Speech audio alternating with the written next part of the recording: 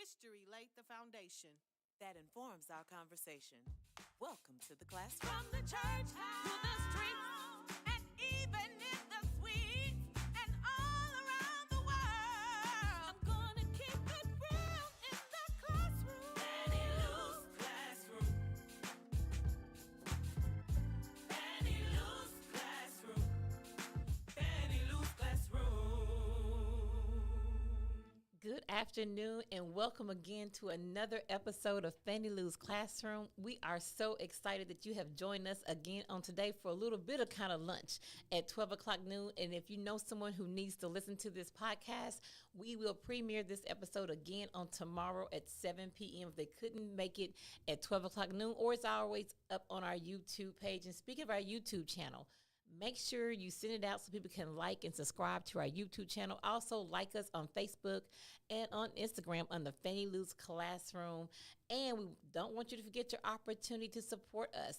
We have a t-shirt, Fannie Lou Classroom t-shirt. You can scan that QR code if you're watching on YouTube, or you can go to friendshipwest.org.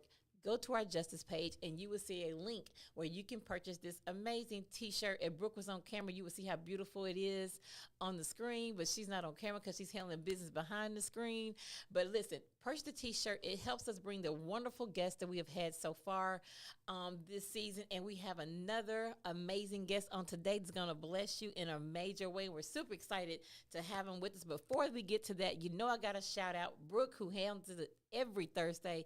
She holds us down. Give it up for our audio engineer, Brooke, in the building again on this Thursday. And then you know we have to give it up for Cheryl and Shanika, who really hold it down, gets us ready every Thursday with research, getting our guests prepared and ready to go. They do some amazing work that gives me the ability to sit here and do what I do. So we want to give it up for Cheryl and Shanika. And look, we're always looking to expand our team. You can join us. If you love doing social media, we need you. If you know how to write well, we need you. If you know how to pull in sponsors, we need you. If you know how to think, we need you. If you can research, we need you. If you know how to talk, we need you. We need you for whatever gift and talent you have. Fannie Lou Classroom can benefit from it greatly. And you can be a part of this amazing team that puts this show together every Thursday at noon. Now, without further ado, I want to introduce our guest on today. He is the Reverend Damien Durr. Damien Durr is a native of Cleveland, Ohio. He attended American Baptist College and Vanderbilt University, where he received a Bachelor of Arts degree and an M.DIV respectively. As a Presidential Scholar of ABC and Kelly Miller Smith Fellow at Vanderbilt, he helped facilitate various initiatives and discussions involving childhood education, juvenile justice, the prison industrial complex, Black church studies, and cultural criticism. He is also a youth and young adult pastor at the Temple Church in Nashville. He also served as the youth and young adult pastor at Temple Church in Nashville, Tennessee. During his time in Nashville, he worked for the Children's Defense Fund and served in the Metro Nashville Public School System as a social and emotional specialist and coach to multiple African American boys. An extension of his undergraduate and graduate work has been incorporated through programs and published in works via the Haynes Middle School Mentoring Program, the Bishop Michael Lee Graves Leadership Academy, and he has also co-produced numerous documentaries addressing the role of the church and the intellectual capabilities in the Black community. He served as the former executive director of Faith, Family, and Human Services, and he is our former executive pastor here at Friendship West Baptist Church here in Dallas, Texas. He's currently serving as the president of the Gus Newport Project and the DCD Empowerment. Let's welcome back to Friendship West. He is no stranger to us, and we love having his amazing, beautiful spirit with us on this afternoon. Welcome the Reverend Damien Durr to Fannie Lou's Classroom. And so just by reading his short bio, he has so much more to him. You can catch that on our YouTube channel where you can have the full bio. And you'll hear a lot of that come out in our conversation today. And you'll see why we have him here to talk about, this question we often ponder. Are Black institutions still relevant today? Right? It's this notion of this loving critique of our Black institutions. And we think about, just we look at locally where we are. If we take Dallas, Texas, the way in which Friendship West has responded to environmental racism in the city of Dallas, whether that was Shingle Mountain, where we are still working with Marsha Jackson of Floral Farms to make sure that another toxic waste site doesn't, show up there. There's still work to be done with Shingle Mountain, but we're also in our own battle at Friendship West, where there's trying to be a warehouse to be built right next door to the church, across the street from Carter High School, apartments as well as single unit family homes, a neighborhood which would cause all kinds of environmental disruption, the noise pollution, air pollution, the roadways. It becomes hazardous to traffic coming, children trying to cross the street, catch the bus, get off the bus. And so this idea of what is then the relevancy of Black institutions, and we want to look at really the Black church, our HBCUs, and the importance of mutual aid and beneficial societies as they have been in the past, but are they still needed even today? So I thought I'd bring Reverend Durr on in, my good friend. We have travel miles together, immersion experiences we've created. So it's going to be a great conversation. So Reverend Durr, welcome to Fannie Lou's Classroom. So I think you want to say something to the people before we get started? No, I'll just say thank you so much, Reverend Ayers, and thank you so much for this Fannie Lou Classroom team that has been working intentionally now for the last 2 seasons. This is season 3, right? This is season 3. So again, a privilege and a pleasure to be invited to be back here, and looking forward to the dialogue. So I want to start in one space, right? Mr. Gus Newport, who I definitely had the privilege of meeting and spending time with, who made his transition this year. And I know you were close to him and you still do work to carry out his legacy. So I think let's just jump in then and talk about a man who understood the importance of institution building and what that means in the world we are in today. When we look at even the global political landscape, Right.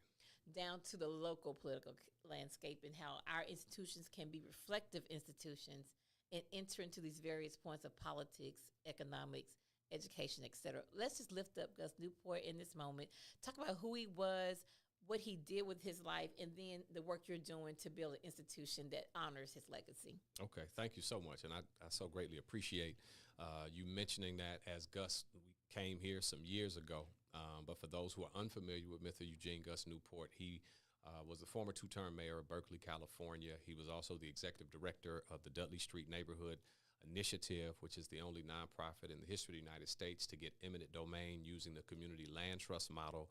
And he was also vice president of the World Peace Council, among other things that he did to seek to try to make the world a better place. And so when we're having this conversation as it pertains to institution building, one of the things that was instrumental in shaping Gus was the Black church, even though Gus was not in the church, quote unquote, in his elder years or throughout his life, but it was his pastor, Reverend Dr. Charles Body, in Rochester, New York, which is where Gus was from.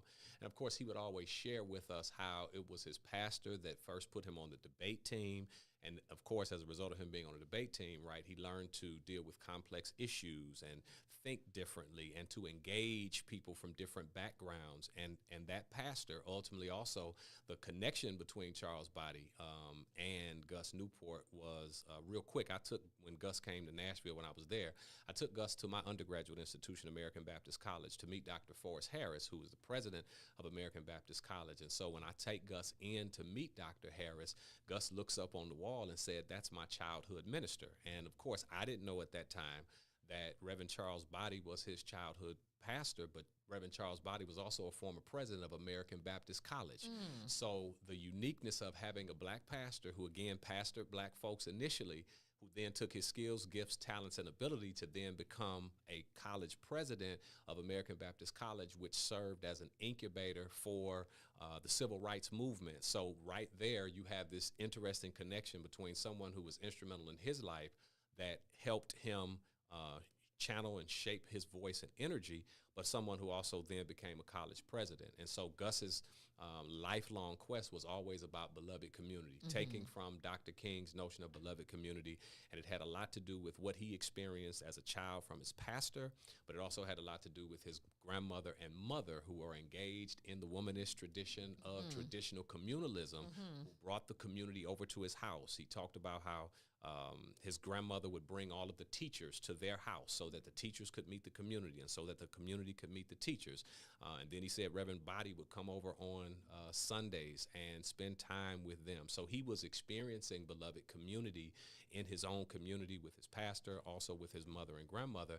And that spurred in him a love for himself, a respect for himself, which then allowed him to love others and to advocate for others. And of course, his life's work was around creating policy. When he was the mayor of Berkeley, they were the first to divest from South Africa during his mayoralship. When he was the mayor of Berkeley, they were the first city in the United States, besides something that New York had done in the 30s and 40s, to have commercial rent control.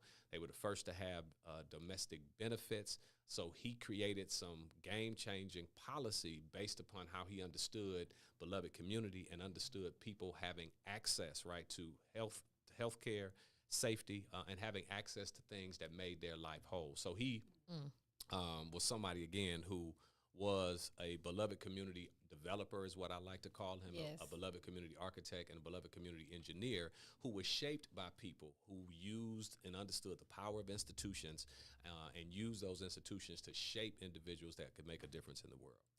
Nice. Thank you so much for just allowing people to know who he is. And I encourage you to definitely Google Mr. Gus Eugene Newport so you can learn more about him. Just a beautiful man, amazing spirit. So thank you for sharing that.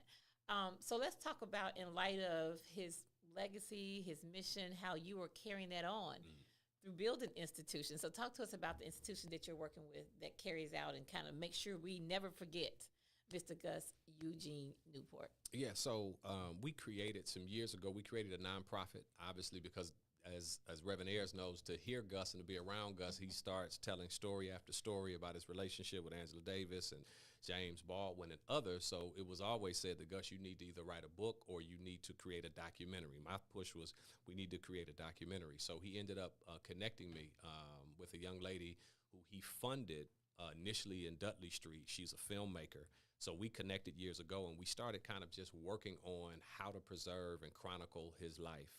And then, of course, during the pandemic, as a result of us all being inside, Gus finally was able to sit down. Now, he was still running around the world, as Reverend Ayers knows, in his 80s. Right. So as a result of that, we were able to get him in conversation with all of these different people that had been a part of his journey, young people who he coached and mentored who are now doing things to serve the world. And so we've done some work in terms of just preserving those conversations, multiple papers that he's written. And so now we have a nonprofit in which we, of course, are trying to get a docu-series or a docu-film made about his interesting and powerful life, but also looking at how do we create a leadership program that reflects the values and principles that Gus lived by, but also the values and principles that other individuals that he influenced as they are doing it in the world. Because Gus influenced people who are now, as you remember, John Barrows, who he met as a teenager, who then was over economic development for the city of Boston, and other people like Teresa Cordova, who is over the Great Cities Institute in Chicago, and she's a professor of urban planning. So there's like this laundry list of people who are doing things in the world to make the world a better place that had direct connection with Gus, and they attributed so much of how they see the world, so much of how they see the value in other human beings, and so much of how they see the quest and need for justice as a result of their relationship with Gus. So it's the website is www.gusnewport.com. You can go on the website and look at his bio and see the different pictures and pieces of his life as we're seeking to try to lift him up and share his life, but also see how we help other folks who are engaged in politics or ministry or organizing learn lessons as others who worked with him embody those lessons. Thank you. So, I'm sorry. So I like the fact that you were talking about that, because sharing Gus's story, you made me think of, and we're going to get to some of these questions, but you mentioned something about the women in his life. Yes. So before we get to institutions that we are aware of, because I know you can have some feedback here, and I'd love to hear your feedback on this, how we should even think about Black women as institutions. So the way in which we nurture, nourish, pour into. Talk to, because I know you can do this. Talk to me about, because you have womanist sensibilities, right? You understand the tenets and how important that is. So, particularly around traditional communalism, right? Right. So, kind of talk to us about how that's even impacted you and how we can begin to see, and certainly that's not to move the human element of Black women, but we are institutions in and of ourselves, how we create out of nothing oftentimes, and how we survive and thrive in hostile territory oftentimes. So talk to us about that a little bit, because I think that's important for you to bring that in about Gus and who he became to be as a man. Correct. And I'll just say this quickly to your point, because he always credited his grandmother, because his grandmother, who again he talked about going to school, showing up school late in the 4th grade because she had been picking cotton, and the white teacher slapped her in the face, and his grandmother never went back to school again.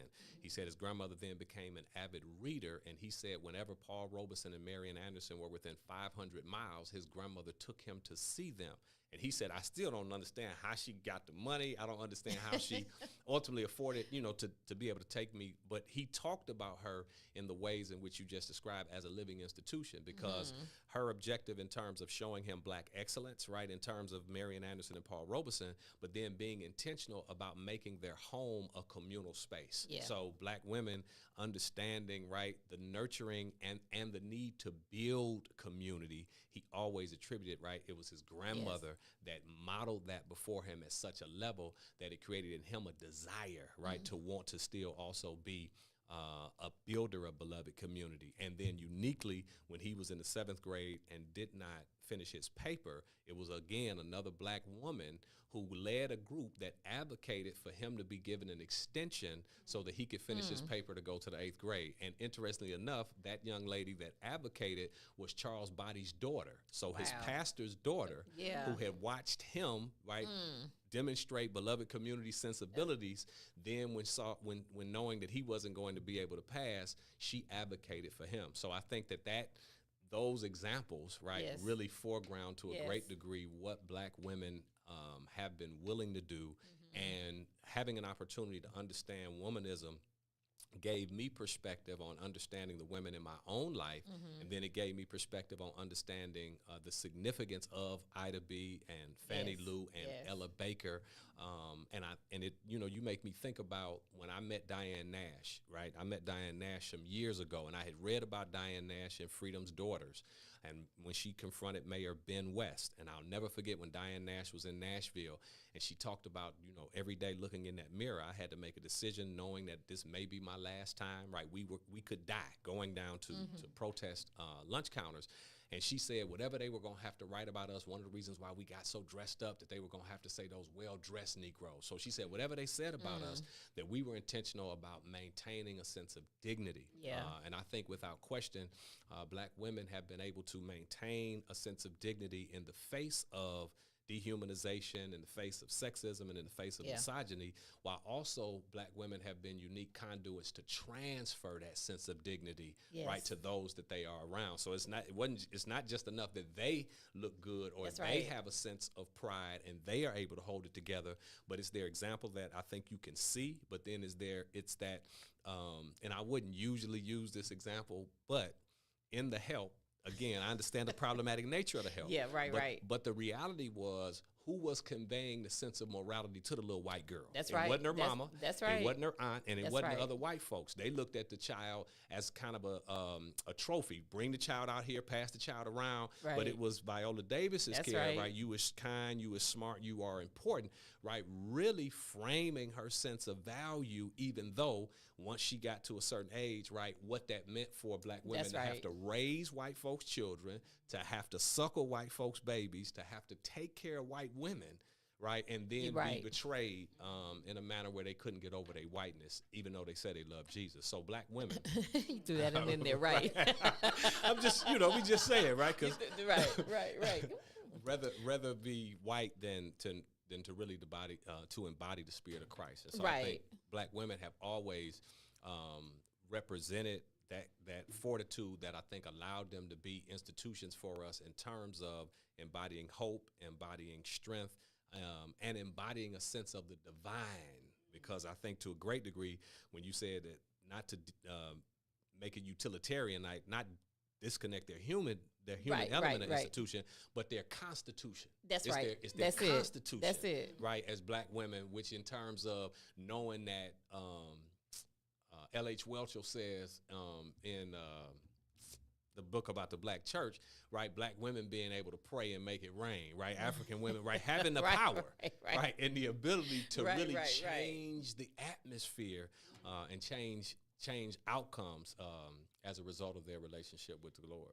Yeah. Thank you for that. And but that's a real thing, right? When you brought up that analogy of, and that we know that goes all the way back, right, to enslavement. And oftentimes during that period, not being able to even nurse your own child, right, at the expense of nursing this white child. So just all of what we go through, been through, but yet and still, as Maya Angelou, we rise, right? That we are phenomenal women. So I'm going to say with a resounding yes, black women as institutions remain relevant. We ahead of time and in time and on time at the same time. So thank you, Reverend Durr, for that. She's dropping, right? So, and another thing you mentioned, and then we'll kind of get more into the conversation around our institutions, but I think it just kind of leans into, because now we're talking about what these institutions have done for, like, Gus Newport, for example. So you talk about how his pastor body was able to help him develop critical thinking skills, how to speak, how to move, how to understand the world around him. So we know that those institutions have done that for us. I mean, we know our schools were birthed in the basements of a lot of churches.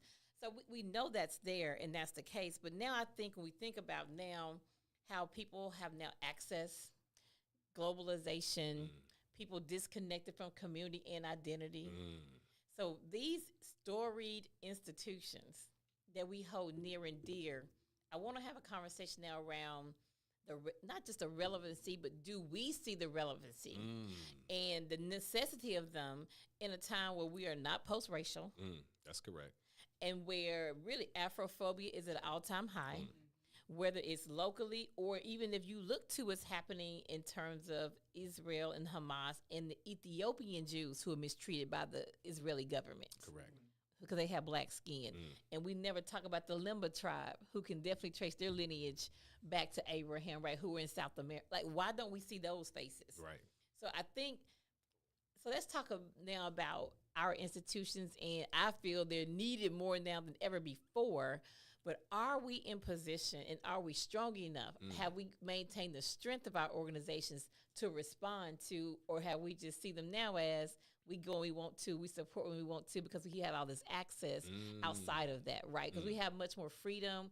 Some people have more ways to get money, and they feel money has allowed them not to have to look back and think about our institutions. So just talk to us about, let's start with our HBCUs first, because you are a product of an HBCU. That's correct. So however you want to lean into that, if you want to kind of give us your experience and talk about, though, the condition of HBCUs in this moment. But we also seen an influx, right? Even when you saw Coach Sanders go to Jackson State, how a lot of our students, those really, A1 recruits, switched to HBCUs, right? But long term, and what do we need to really be able to survive and thrive, as well as for our HBCUs, and what that means for the next generation, right, in terms of where they can go and really thrive. Okay. So, one of the things you mentioned, which I think is critical, living in the age of globalization, the democratization of information. So you do have a lot of information, but there's a difference between acquired knowledge and applied knowledge.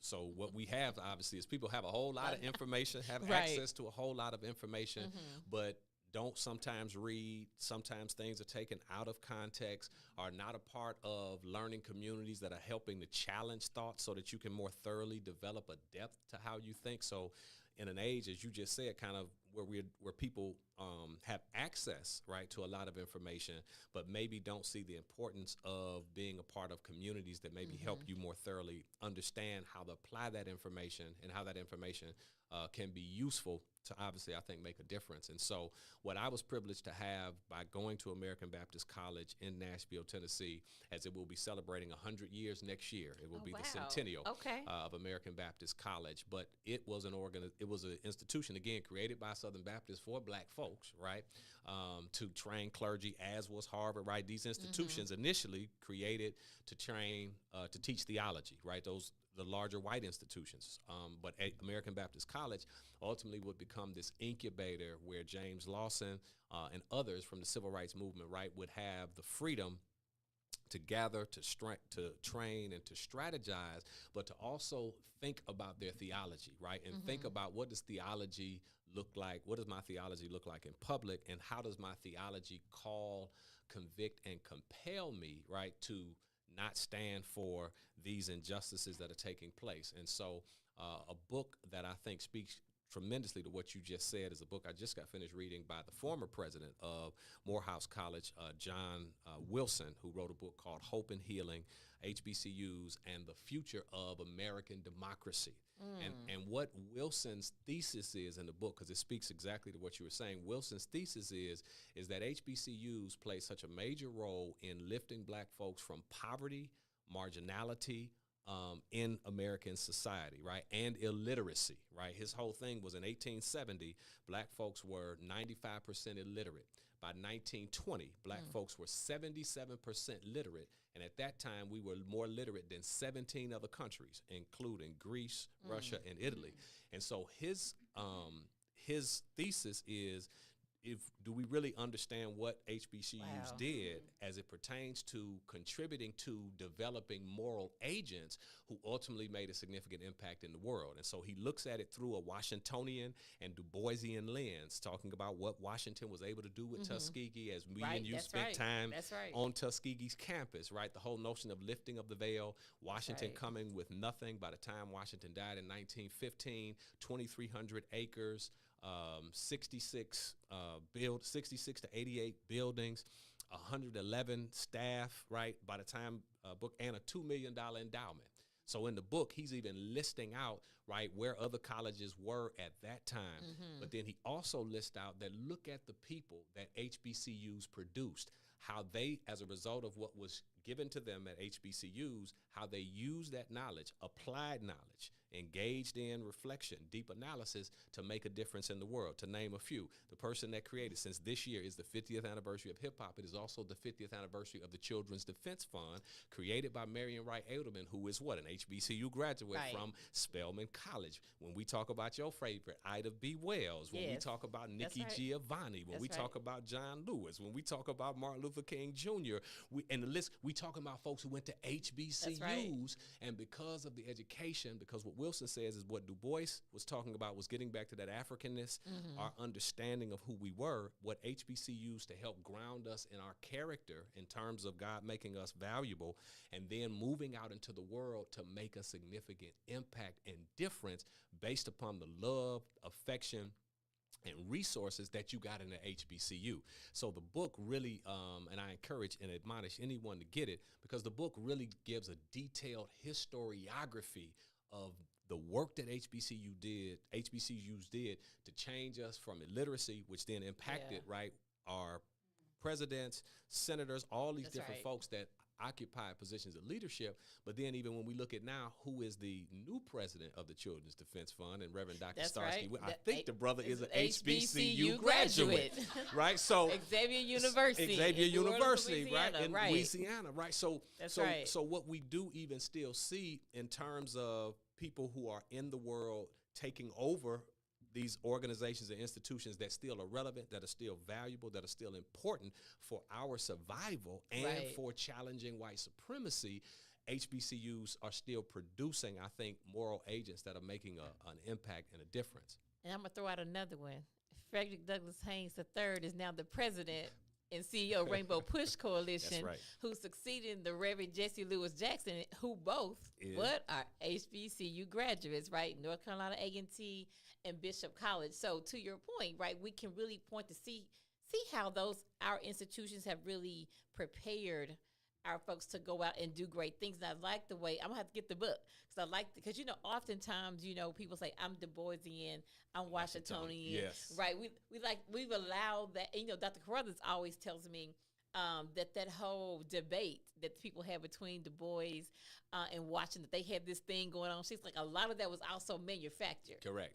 Right. And so I was like, it's not a either or, my whole thing, it's a both and. That's right. Right. Because I think visiting Tuskegee, you see the genius of Washington. Like, He's more like that applied, right? That practical. Right. Kind of, so you need both. You need to understand your identity. You need to understand how to think. You know, that just that being reflective part. But you also got to know now how to go here and lay this brick. That's correct. As we saw as they showed us the buildings on campus that That's were built right. by students, and we had an opportunity to tour Booker T's house. Come on, which that was house. 8,000 square feet. Now, this is a house that was built Yes. in 1899. I think they started in 1899. They built in 1900. 8,000 square feet, a detached kitchen, 4 enclosed porches, 14 karat gold overlay in And the we bathroom. saw some of that gold overlay still shining. In the bathroom. And so that house is amazing today in Correct. 2023. So Correct. imagine what that did for Black folks to see that, Correct. students to see that. Now, we laughed about this when we went to Tuskegee. That's true. When we pulled up, we said, Booker T gonna walk out, you know. Because the city. Because the city itself, right? Like it's kind of frozen there. Correct. But beautiful campus, right? And including the George Washington Carver Museum. That's correct. That's correct. And even seeing how our institutions house our history. Right. Because it becomes places where, no, you're not stuck in the past, but it's the Sankofa methodology is always with you. Right. That you're always looking back, right, and fetching that in order to move forward. And they do it so well that, you know, Carver, Washington, and his wife and others are buried right there On the grounds. on the campus. So the students, though, right, you have to see this. That's right. You have to see the one who made this possible. Like, this is real. This is not something that you can walk by and see. And that spirit is still on that campus today, even as we went throughout, beautiful campus. And even off campus, right, where we saw all the agricultural land Correct. that Tuskegee owned. So just a beautiful legacy. It reminds me of Dr. John Henry Clark, right, that says, you know, he'll never die. He said, That's I'll right. never die. All the people that I've trained, all the people have learned, who have picked up and gleaned from me, my spirit will always live on. I think that is the big value, right, of our HBCUs, that kind of spirit, those who have gone through those institutions remain with us today, right? And I was thinking about, what's the it was the movie, not Drumline. What was the other? It was with Columbus Shorts. Stomp the Yard. Stomp the Yard. Yeah, How, you know, yeah. right, That scene in Stomp the Yard. That scene in Stomp the Yard when he was thinking about making the fraternity, right? Right. He's like, I don't know if that ain't for me. So he goes into that hall where on the wall, you know, it is the great cloud of witnesses. That's right. And I love the way Dr. Haynes recently preached Hebrews 12:1. And, you know, we always talk about they're in the stand cheering us on. He said, no. Their hand is on you. Right? And so he's talking about Claudette Colvin when she said, I didn't get up because Rosa Parks' hand. That's right. I'm sorry, that Harriet Tubman's hand was pushing me back down. So I think that's what our institutions can do for us, particularly when you think about young, brilliant minds walking on that campus. Correct. And how being in that kind of environment can allow them to thrive. So thank you for sharing your story at ABC. So I'm wondering if in the book, and I'm going to get the book, in the book that you read also, does he talk about the challenges? Oh, yes. And so what are some of the challenges Oh, yes. that he discusses for our HBCUs? So yeah, that's a great point, and that's why it's such a powerful. And it just came out this year. It's such a powerful book because obviously he's giving you statements and charts in the history, but also as he was a Morehouse alum and then becoming the president, right? So he's an HBCU grad, and obviously Du Bois, a Fiskite, Right. and Booker T. Hampton, right? So they were obviously HBCU grads, but he also talks about one thing, and I'll list a couple, but one thing he talks about is HBCUs not having a transformative philanthropic investment.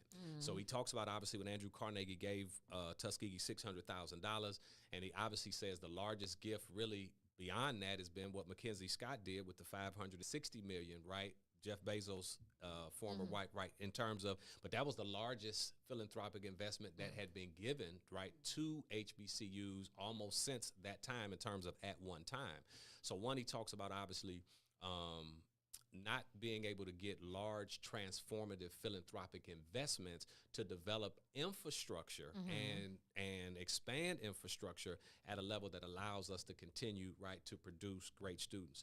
But then, of course, he also talks about governance, right, the nature of governance at our HBCUs. Now, he does not negate the challenges and struggles that have come because we have still not been looked at as worthy of those kinds of transformative philanthropic investments, rooted in the fact that we are still discounted and devalued as black folk. So he doesn't negate that part of why state funding, like Tennessee State getting that money back that was owed to them, which was millions of dollars right. that they were supposed to have gotten years ago, right? So you have obstructions within federal government, state governments that don't invest in us, which obviously impact how we ultimately develop infrastructure and develop the right kind of governance.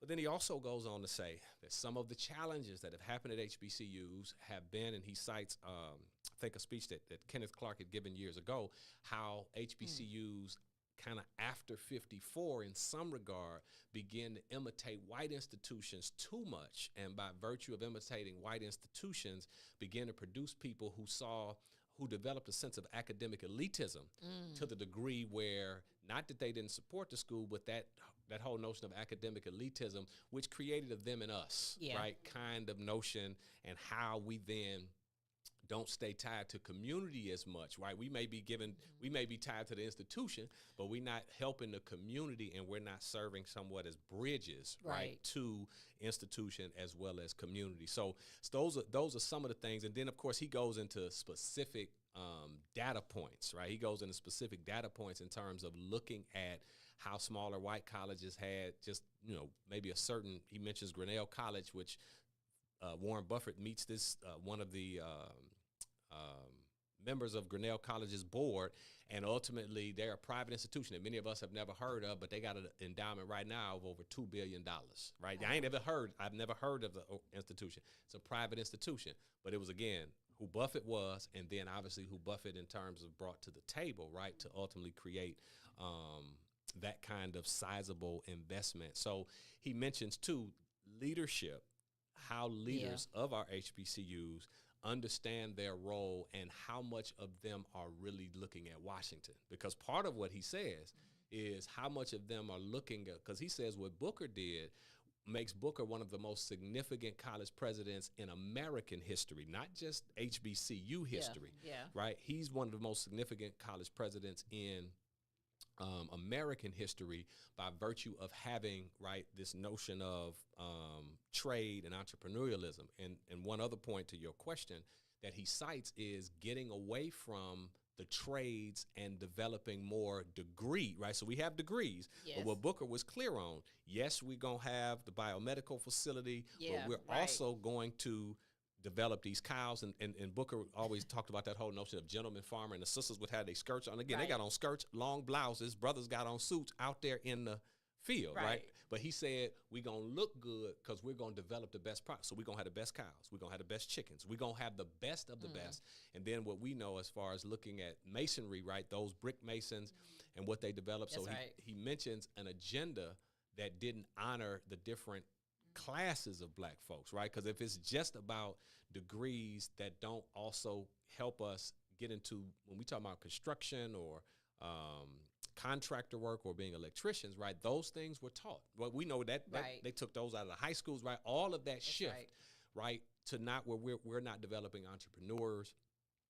We're not developing individuals who, because to your point, Reverend Ayers, if Booker is not the president, how could Booker get George Washington Carver on campus? So the power of having ownership and the power of being in authority means that you can serve as an incubator for our folks so that we can help each other. So those are some of the things, amongst others, that he cites as some of the challenges that HBCU presidents are having and where our HBCUs are.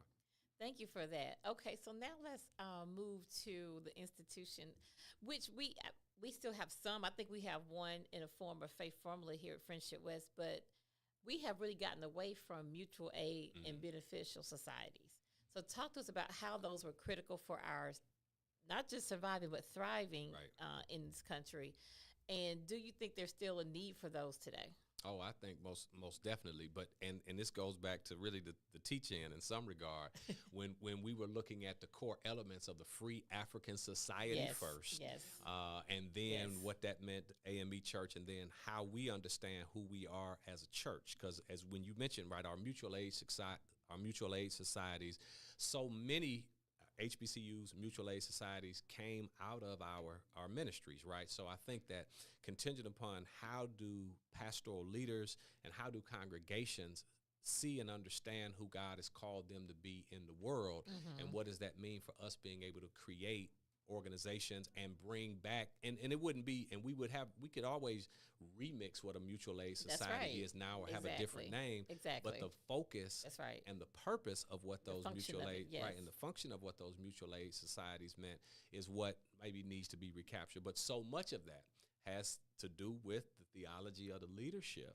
Right. And how has the leader been educated? When people say, well, pastors maybe have been educated, okay, but where?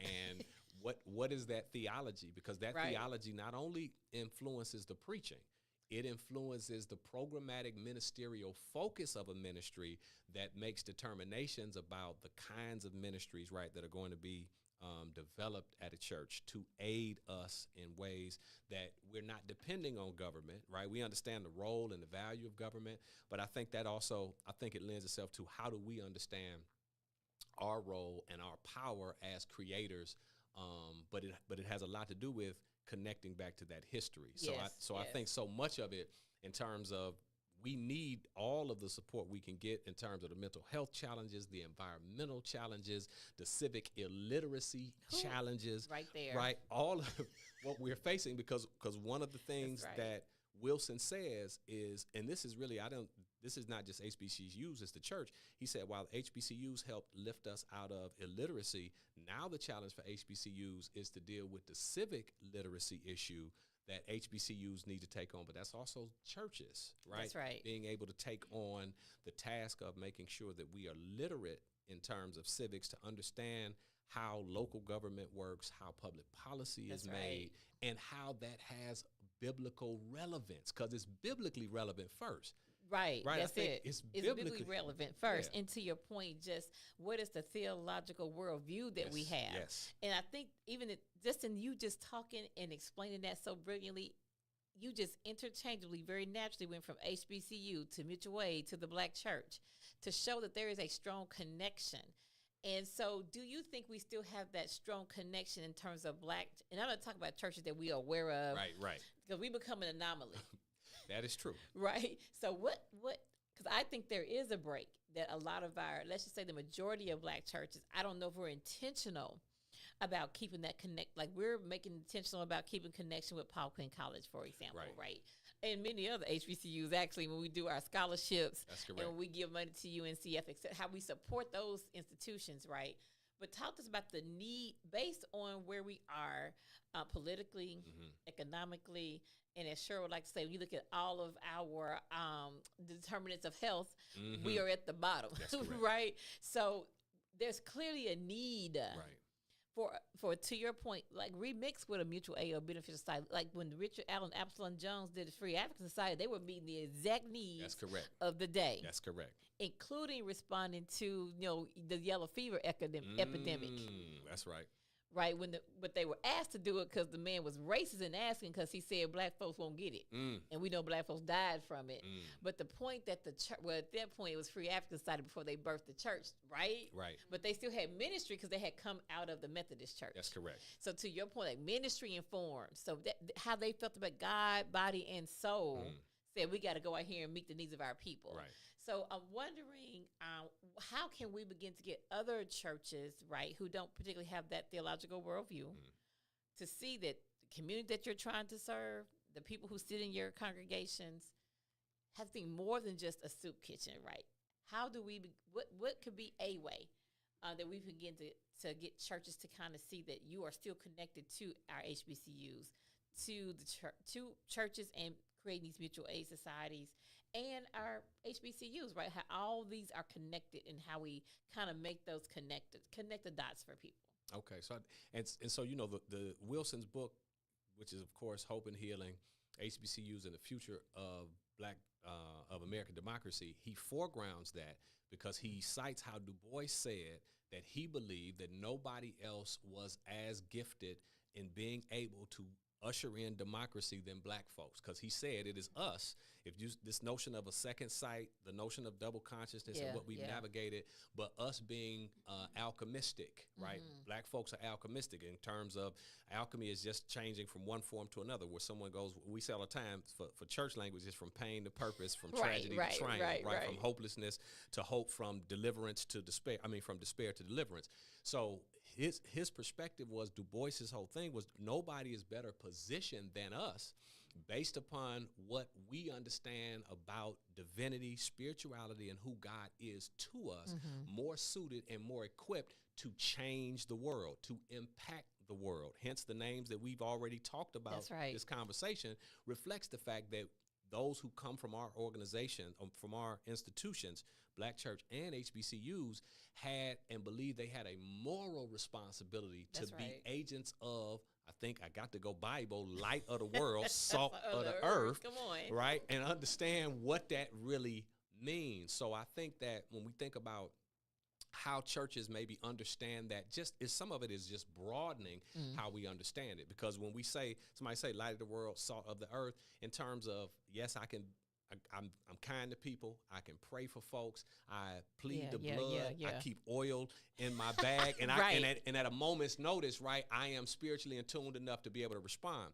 While simultaneously, when we look at the life, work, and ministry of Christ, because I think some of this is, how do we, when we talk about connecting our churches and connecting our institutions, how do we understand who Christ is and what his ministry meant and what his ministry still beckons us to do, right? Because the Free African Society was all Matthew 25. That's right. Preach the gospel, cheer the fallen, feed the hungry, clothe the homeless, promote economic thrift. All of that's in Matthew. It's straight out the Bible. Straight out the Bible. Right? So I think that some of it is, how do we understand Christ, and have we been so anesthetized by a distorted understanding of who Jesus is, not just in the white depiction of Jesus is white and Mary and Joseph and the angels.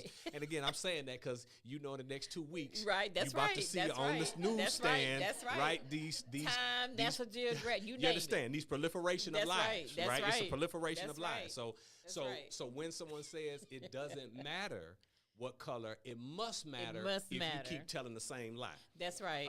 And you're unapologetic about promoting that lie. So I think, one, it's never to be as, love the church, a product of it. Yes. And it's constructive criticism.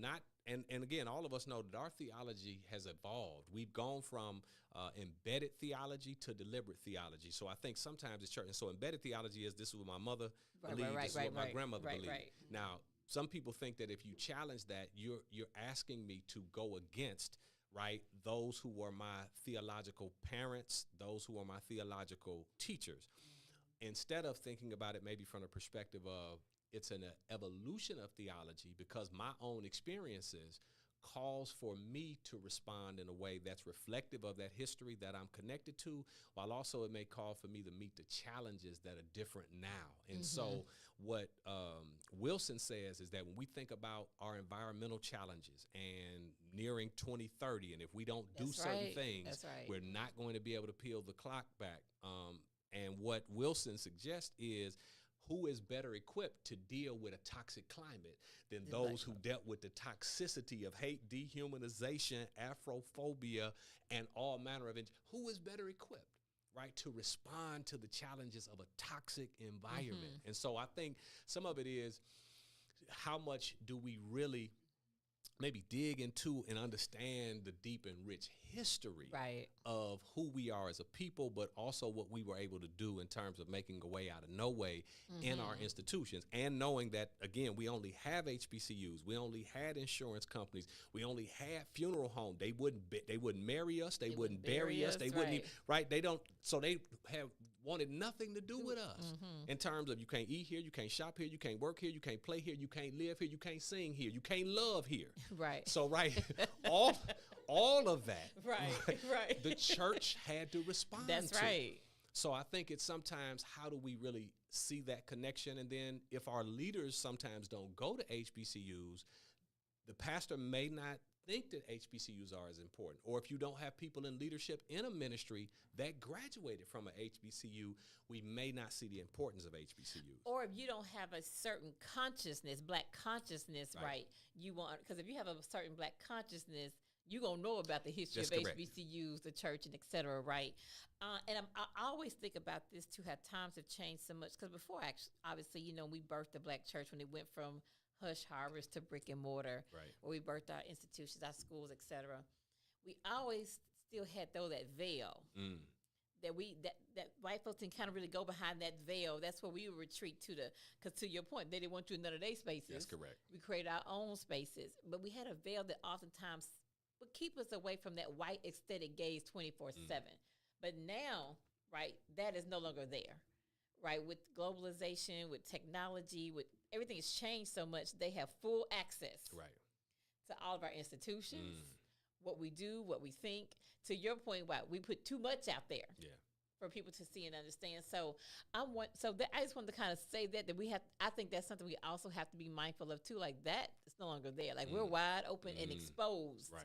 So the way that we handle business, the way that we structure our organizations, and the governance, which you have talked about a lot, Right. that we need to really tighten up on oftentimes. I think that's just important. I think that's a challenge that we have, but I think it's one we know how to meet and to do. If we but not try to continue to, as Franz Fanon would say, mimic those who oppressed you. And so I think that's important. And so I wanted to ask you I know what I want to say, but I'm going to ask you. So we talked about we still need mutual aid beneficial societies because the need is still great in our communities. Correct. But what it's like to radically reimagine what they look like in the 21st century. We talked about clearly HBCUs are still radically important for us. We look at the history of who they produced, who they continue to produce, and the church, right? We see this all tied together. Like we don't separate their necessity and what they have to offer. That we all work together in doing that. So what's missing? What institutions are we missing? That's a good question. You mean what institutions are we missing in our community? Right. Or In our communities that we feel that if we were to be able to build it in a way that's sustainable, that's done in a way that it can survive individuals, that can be beneficial for us to thrive, to continue to thrive, to be excellent, like a HBCU was birthed for education. Right. Church, so we can have our own place to worship the God that we know, right? And then the mutual aid to meet the needs. So is there something that's not there that we need in the times that we are in today?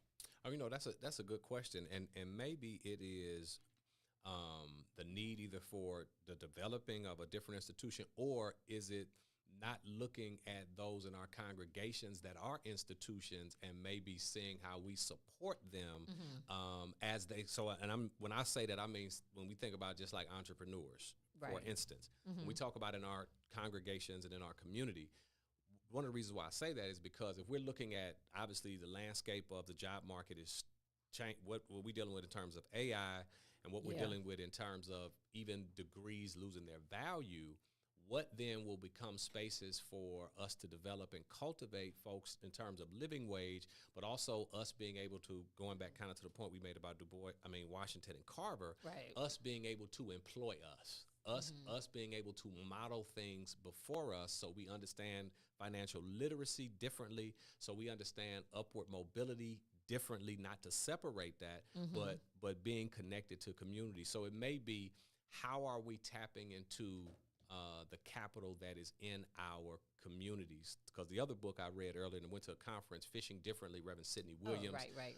Doing ministry in the marketplace, right? And so his whole thing is, how are we helping churches look at their faith capital, intellectual capital, spiritual capital, and human capital? FISH, that's the acronym for FISH, because what he's doing in that regard, or sought to do, how do you help churches really do an inventory of, going back to the point you made earlier about Black women being institutions, right. we have some institutions in our congregations that we may not be aware of, or that we may not possibly haven't thought, how do we help expand that or support the work that they are doing, or how do we bring them into the ministry in a way that could help challenge and expand what we do so that we can create institutions within the church that allow us to continue to kind of meet the needs of our community. So that's and that's something I'm gonna have to think about some more. But I think that's one way. As I read that book, it really was getting at: are we looking at the capitals that we have access to? This ain't outside; it's just in our congregations. Right? What do we have?